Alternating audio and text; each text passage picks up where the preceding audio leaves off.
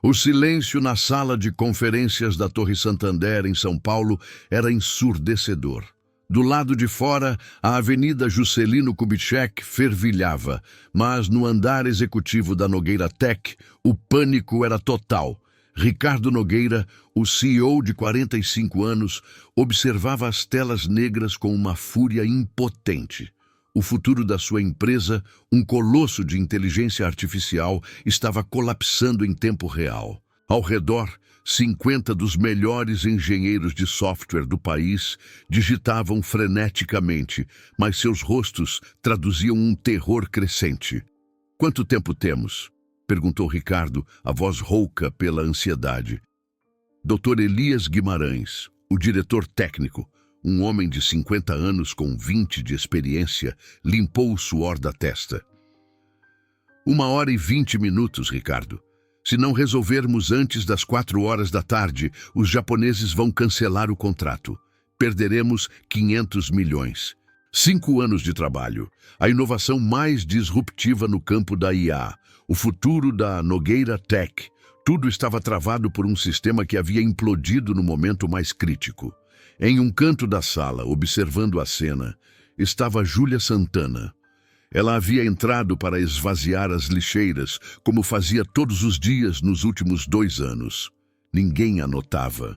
Ela era a filha do porteiro, seu Cláudio, uma jovem de 19 anos que estudava engenharia da computação na USP, Poli, e ajudava o pai na limpeza para pagar seus estudos. Júlia, no entanto, via o que os outros não viam. Seus olhos perscrutavam os monitores, os servidores expostos, os cabos. Ela reconhecia os sintomas de um problema que já havia resolvido centenas de vezes em seus projetos universitários e no laboratório caseiro que montara com componentes reciclados no bairro da Vila Formosa.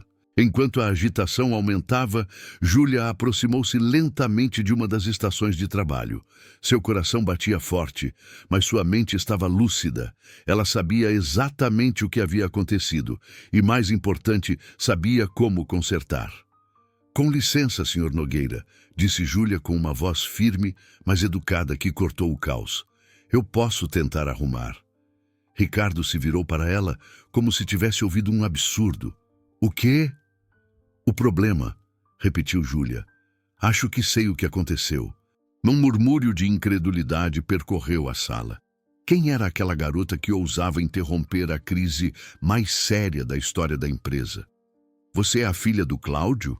perguntou Ricardo, olhando para Júlia como se a visse pela primeira vez, apesar de ela trabalhar ali há 2 anos. "Sim, senhor, Júlia Santana. Eu estudo na Poli e acredito que o sistema de vocês está com um conflito no protocolo de segurança, causando um loop infinito nos servidores principais." Os 50 engenheiros trocaram olhares estupefatos. Dr. Elias Guimarães, o diretor técnico, riu nervosamente. "Menina", disse Dr. Elias com 20 anos de experiência visível em sua arrogância. "Aqui estão os melhores engenheiros do país. Se nós não conseguimos, com todo respeito..." Júlia o interrompeu com cortesia, mas firmeza. "Vocês estão procurando no lugar errado. Não é falha de hardware nem um vírus. É um erro na programação do firewall que eu notei enquanto estudava para o meu exame de sistemas distribuídos." Ricardo olhou para o relógio. Faltavam 72 minutos. Seus engenheiros não tinham nenhuma solução. Júlia, contudo, irradiava uma confiança que o fez duvidar de tudo que ele pensava saber sobre a genialidade. "E você saberia consertar?" perguntou Ricardo, sua voz uma mistura de desespero e esperança incrédula. Júlia assentiu e tirou um pendrive do bolso de seu moletom simples. "Eu escrevi um patch que pode neutralizar o conflito, mas eu preciso de acesso ao servidor principal." Um silêncio glacial caiu sobre a sala. O servidor principal continha todos os segredos comerciais da Nogueira Tech, patentes de bilhões, códigos-fonte que a concorrência faria de tudo para obter. "É impossível", disse o diretor de segurança. Ninguém acessa esses sistemas sem autorização de nível 10. E eu a tenho, disse uma voz da porta. Seu Cláudio, o porteiro, entrou na sala empurrando seu carrinho de limpeza, mas em seus olhos havia uma luz que ninguém jamais tinha notado. Eu tenho o acesso de emergência. Deram para todos os porteiros depois do incidente do ano passado. Ricardo olhou incrédulo. Seu Cláudio trabalhava ali há 15 anos. Sempre silencioso, sempre cortês, sempre invisível. E agora, aquele homem humilde tinha as chaves do reino. Pai, sussurrou Júlia. Tem certeza? Seu Cláudio olhou para a filha com orgulho infinito. Júlia, você sempre soube consertar tudo o que quebrava, desde o nosso computador velho em casa. Se você diz que consegue, eu acredito. Ricardo Nogueira tomou a decisão mais insana de sua vida. Uma decisão baseada unicamente na confiança de um pai no talento de sua filha. Deixem-na tentar. Agora, Júlia sentou-se na estação principal de controle, enquanto 50 dos melhores engenheiros de software do Brasil a observavam como se fosse uma extraterrestre. Seu Cláudio permaneceu na porta da sala, observando a filha com a dignidade quieta de quem havia acabado de entregar as chaves de um tesouro inestimável.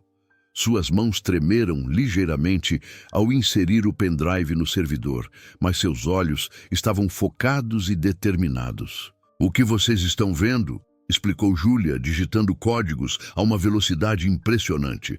É um conflito entre o novo protocolo de segurança instalado ontem e o sistema Legacy que gerencia as transações. O firewall interpreta as requisições como um ataque e bloqueia todo o sistema em modo protetivo. Dr. Elias Guimarães, o diretor técnico, aproximou-se da tela, incrédulo. Mas como você sabe disso? Esse protocolo foi instalado secretamente ontem à noite. Júlia não parou de teclar.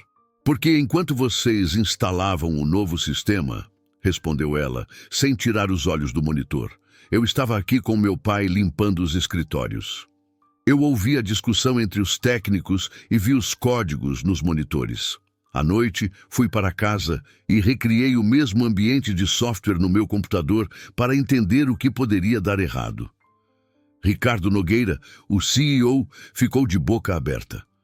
Você recriou nosso sistema na sua casa na Vila Formosa? Júlia sorriu timidamente. Não o sistema todo, é claro, mas o suficiente para isolar os pontos críticos. Eu uso componentes reciclados e software de código aberto. Não é o ideal, mas funciona. Na tela, linhas de código voavam. Júlia estava literalmente reescrevendo partes cruciais do sistema em tempo real, criando uma ponte de comunicação entre os dois protocolos que eram fundamentalmente incompatíveis. Impossível, murmurou um dos engenheiros. Esse procedimento exigiria horas de programação cuidadosa. Só se você estiver fazendo do zero, rebateu Júlia, ainda sem desviar a atenção. Eu já tinha a solução parcial pronta. Estava pensando em usá-la como projeto para minha tese de graduação. De repente, uma tela acendeu, depois outra. Então, todas elas se acenderam juntas. O sistema central voltou à vida como se nada tivesse acontecido. Os dados voltaram a fluir. As conexões foram restabelecidas. A videoconferência com os clientes japoneses piscou, voltando a ficar online. Um silêncio incrédulo pairou na sala. Em seguida, irrompeu uma salva de palmas espontânea e eufórica. Ricardo olhou para o relógio. Faltavam 45 minutos para o prazo final. Ricardo se aproximou de Júlia, cujas mãos ainda tremiam, mas agora de alívio. Você acabou de salvar minha empresa, ele disse, com a voz embargada pela emoção. Mas o que Júlia não sabia era que aquele era apenas o começo. Sua solução não havia apenas reparado o sistema, ela o havia revolucionado. O contrato com os japoneses foi assinado com 20 minutos de antecedência. 500 milhões deles garantidos, a empresa salva. Enquanto todos celebravam, Ricardo Nogueira permaneceu em frente ao monitor, estudando o que Júlia havia feito ao seu código. Meu Deus, ele sussurrou, chamando seu time. Olhem isto. O que ela criou não é um simples patch, é um algoritmo totalmente novo. Ela aumentou a eficiência do sistema em 340%. A velocidade de processamento havia triplicado, o consumo de energia havia caído pela metade e a segurança tinha melhorado exponencialmente. Isso é impossível, gaguejou o Dr. Elias Guimarães, olhando fixamente para os dados. Uma melhoria dessas exigiria anos de P&D. Júlia, que estava discretamente recolhendo seu material para voltar à limpeza, virou-se surpresa. Ah, isso é um algoritmo de otimização que desenvolvi para um projeto da faculdade. Pensei que poderia ser útil. Ricardo ficou sem palavras. Um projeto de faculdade? Você revolucionou a informática com um projeto de faculdade? Não exatamente revolucionar, disse Júlia com modéstia. É só uma maneira diferente de fazer os sistemas conversarem. Eu chamei de protocolo harmonia, porque faz componentes que seriam incompatíveis trabalharem juntos. O CEO olhou os números na tela. Depois, olhou para aquela garota de 19 anos que acabara de fazer o que seus 50 engenheiros altamente pagos não conseguiram. Naquele momento, ele tomou uma decisão que mudaria tudo na Nogueira Tech. Ricardo virou-se para Júlia com um sorriso que iluminou a sala. Júlia Santana, disse ele com voz solene. Você aceita um emprego? Júlia riu, confusa. Senhor Nogueira, eu ainda estou na faculdade e preciso ajudar meu pai com a limpeza. Não, disse Ricardo balançando a cabeça. Você não está entendendo. Estou lhe oferecendo o cargo de diretora técnica da Nogueira Tech. 6 meses depois, a vida de Júlia Santana havia mudado de formas que ela jamais imaginara. Da pequena sala que antes pertencia ao diretor técnico que havia pedido demissão por humilhação, ela podia ver toda São Paulo estendida aos seus pés, do topo da Torre Santander. Mas Júlia não havia esquecido suas raízes. Todas as manhãs, antes de começar seu trabalho como diretora técnica da Nogueira Tech, ela descia ao térreo para cumprimentar seu pai. Bom dia, pai, dizia ela, entrando no que agora era a nova e organizada sala de seu Cláudio. Bom dia, doutora, respondia Cláudio com um sorriso de orelha a orelha, que valia mais do que todos os contratos do mundo. Seu Cláudio havia sido promovido a supervisor de todos os serviços do edifício, um cargo que lhe dava dignidade e autoridade. A ascensão de Júlia havia transformado a empresa por dentro. Seu protocolo Harmonia foi patenteado e vendido para grandes corporações globais, gerando lucros que superavam a marca de 1 bilhão. Mas, acima de tudo, Júlia havia introduzido uma política revolucionária na Nogueira Tech, a inovação democrática. Júlia instituiu que cada funcionário da empresa, do porteiro ao CEO, tinha o direito de propor ideias e inovações. Ela criou laboratórios abertos, onde todos podiam experimentar. O gênio, ela dizia em suas conferências internacionais, não olha o diploma ou o cargo, apenas olha a ideia certa no momento certo. No entanto, nem tudo foi fácil. Muitos colegas, liderados por um ressentido Dr. Elias Guimarães, a boicotavam, espalhando apelidos maldosos como Cinderela do Código e desafiando sua inexperiência e a falta de diploma concluído. A mídia a rotulava como um conto de fadas, o que a irritava, pois reduzia seu talento inegável a uma história infantil. Ricardo Nogueira, no entanto, a defendia ferrenhamente, valorizando os resultados. Ele via em Júlia a prova de que a hierarquia tradicional estava errada. O clima interno estava em ebulição, mas o maior desafio ainda estava por vir. Certo dia, Ricardo convocou uma reunião de emergência. Uma multinacional de tecnologia americana, a TechCorp, havia feito uma oferta irrecusável. Eles ofereciam US$ 2 bilhões para comprar a Nogueira Tech. O valor era estratosférico, o suficiente para aposentar Ricardo e sua família por gerações. A sala de reuniões estava tensa.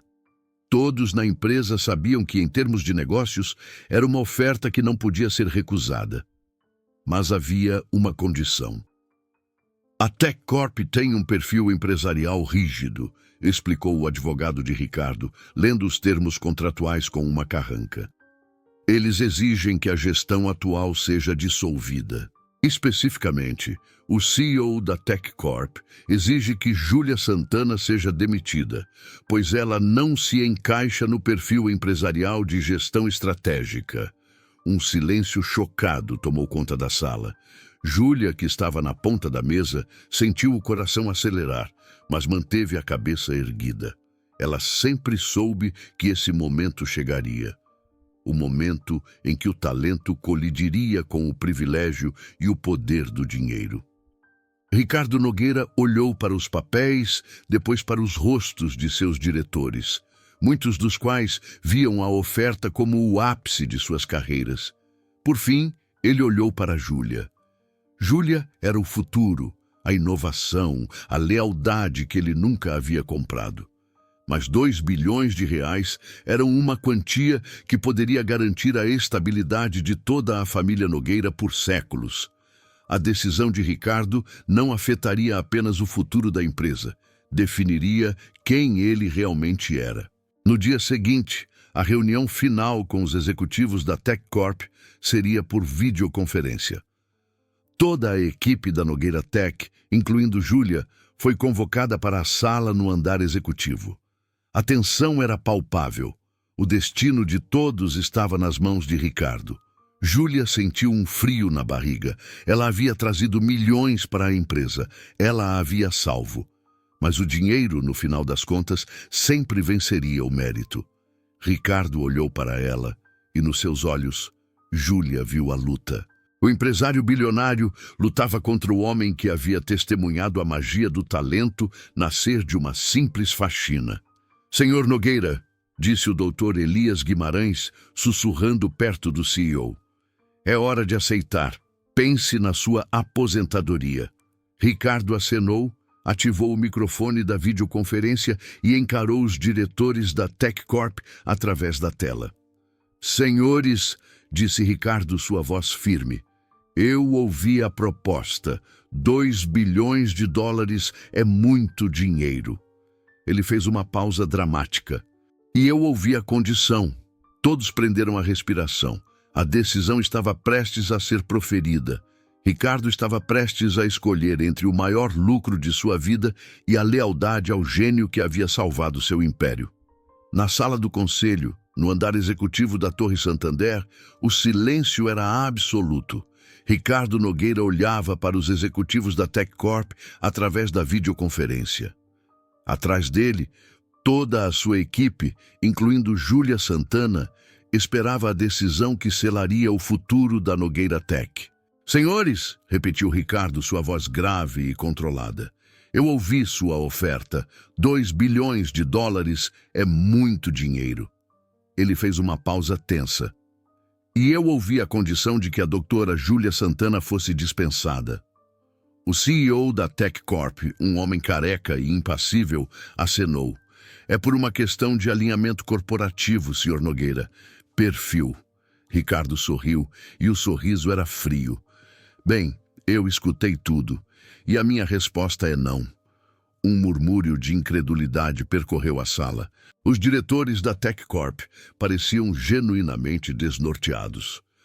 Senhor Nogueira, disse o CEO americano, sua voz falhando, o senhor está rejeitando 2 bilhões de dólares? Eu não estou rejeitando o dinheiro, respondeu Ricardo com a voz ganhando força. Eu estou rejeitando o seu mundo. Vocês querem comprar minha empresa para fechar a concorrência e silenciar a inovação. Eu quero continuar a mudá-la. Ele se virou para encarar Júlia, que o olhava com os olhos brilhantes de emoção e descrença.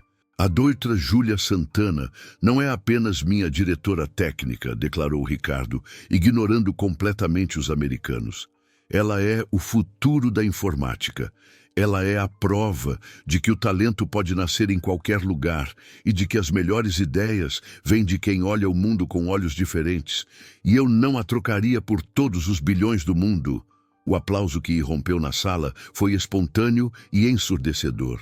O som era tão alto que, de alguma forma, ecoou até o térreo, onde seu Cláudio sorriu orgulhoso, enquanto lustrava o piso. 3 anos depois, a Nogueira Tech havia se tornado a primeira empresa brasileira a superar gigantes globais em valor de mercado, graças ao protocolo Harmonia de Júlia, que se estabeleceu como o padrão mundial para sistemas sustentáveis. O sucesso transformou a cultura empresarial. Centenas de empresas adotaram o modelo Júlia, dar voz a todos os funcionários, investir em talentos ocultos e acreditar que a inovação pode vir de qualquer pessoa. Anualmente, a Nogueira Tech celebrava o Dia do Talento Oculto, onde funcionários de todas as áreas compartilhavam suas ideias. Júlia, agora com 23 anos, era considerada uma das pessoas mais influentes do planeta. Ela havia recusado um título honorário da faculdade, insistindo que continuaria estudando, porque nunca se para de aprender. O mais importante para ela, contudo, não eram os títulos. Ela nunca se esqueceu de onde veio. Todas as noites, depois de sair de sua direção em uma das empresas mais poderosas do mundo, ela retornava ao seu apartamento na Vila Formosa, onde ainda morava com seu pai, promovido. Pai, dizia ela entrando na sala, o que você aprendeu hoje? Que a minha filha, respondia seu Cláudio, com seu sorriso acolhedor, nunca deixou de ser a menina que consertava tudo o que quebrava, só que agora ela conserta o mundo inteiro. A história de Júlia Santana provava que não importa de onde você começa na vida, importa o quão longe você tem a coragem de ir. E que, às vezes, para mudar o mundo, basta ter o pendrive certo e a coragem de dizer, eu posso tentar arrumar. O gênio não olha para o status social, mas para a mente que nunca para de sonhar.